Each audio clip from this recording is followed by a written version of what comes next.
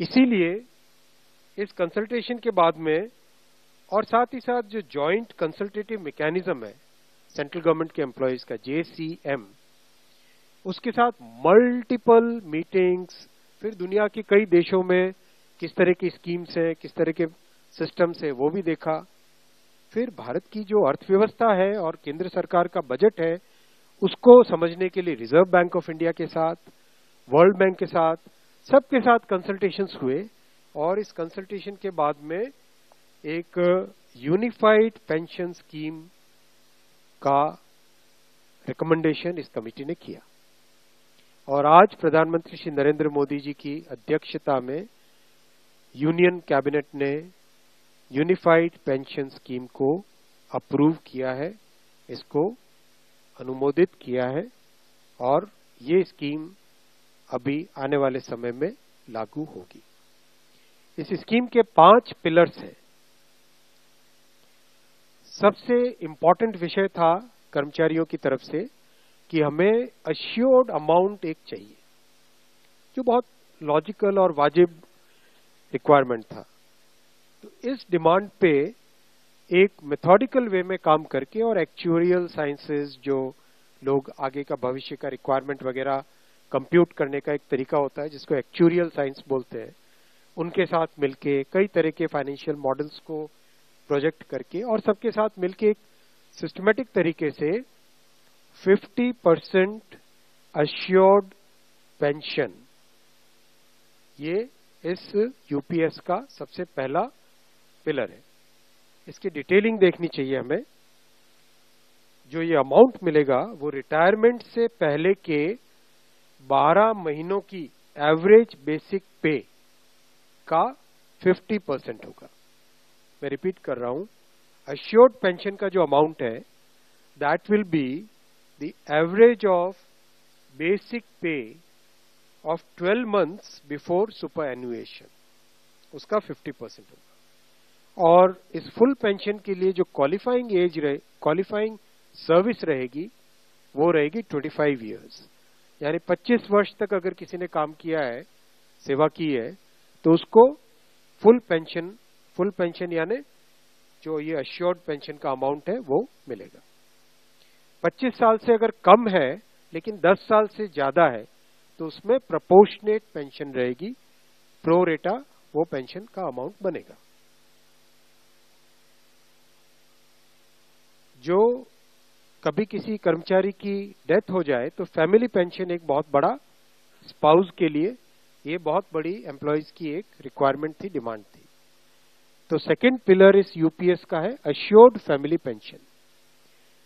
किसी भी कर्मचारी के डिमाइज से पहले, इमीडिएटली पहले जो पेंशन थी, अमाउंट था, उसका 60% मिलेगा एम्प्लॉय के, डिसीज्ड एम्प्लॉय के स्पाउस को। ये सेकंड पिलर है। थर्ड पिलर है अश्योर्ड मिनिमम पेंशन। कई बार देखा कि सर्विस कम होती है और कंट्रीब्यूशन जितना हुआ है उससे एक सफिशिएंट अमाउंट नहीं मिल पाता था, और ये अपने आप में एक बड़ा विषय था केंद्र सरकार के कर्मचारियों का और एनपीएस में जुड़े सभी कर्मचारियों का। इसीलिए एक minimum assured pension, assured minimum pension 10,000 rupees per month, वो इसमें यूपीएस में थर्ड पिलर ये रखा गया है। इसके साथ आगे वाले पॉइंट को जोड़ के करेंगे तो अगर डीएनएस रिलीफ यानी महंगाई से रिलेटेड रिलीफ जो मिलेगी तो वो आज की तारीख में होते होते करीब करीब 15,000 रुपए पर मंथ हो जाती है, which is a substantial relief part of this entire pension system. Fourth pillar है इन्फ्लेशन के साथ इंडेक्सेशन। जैसे केंद्र सरकार के एम्प्लॉयज के लिए सैलरी में डीएनएस अलाउंस होता है, उसी पैटर्न पे जो इंडेक्स है, सेम इंडेक्स को यूज करके all India consumer price index for industrial workers, इसको यूज करके assured pension, assured family pension और अश्योर्ड मिनिमम पेंशन, इन तीनों के तीनों जो आपने पिछले पेज पे तीनों पिलर्स देखे, assured pension, assured family pension और अश्योर्ड मिनिमम पेंशन, इन तीनों के ऊपर इन्फ्लेशन इंडेक्सेशन डीएनएस रिलीफ के बेसिस पे मिलेगा। डीआर, डीए की जगह डीआर, डीएनएस रिलीफ। पांचवा पिलर है इस स्कीम का lump sum payment at superannuation in addition to gratuity. ये एक तरीके से बहुत ही इंपॉर्टेंट और बहुत ही बड़ी एक रिलीफ मिलेगी। जब सुपर एन्युएशन होता है तो उसके बाद में इंसान अपनी लाइफ को प्लानिंग जिस तरह से करना चाहिए तब कई बड़े खर्चे आते हैं, इसलिए ये लंप सम एक अमाउंट तय किया गया। यह है कि हर 6 महीने की सर्विस के लिए मंथली इमोल्यूमेंट्स विच मीन्स पे एंड डीए कंबाइंड, उसका 10% अमाउंट।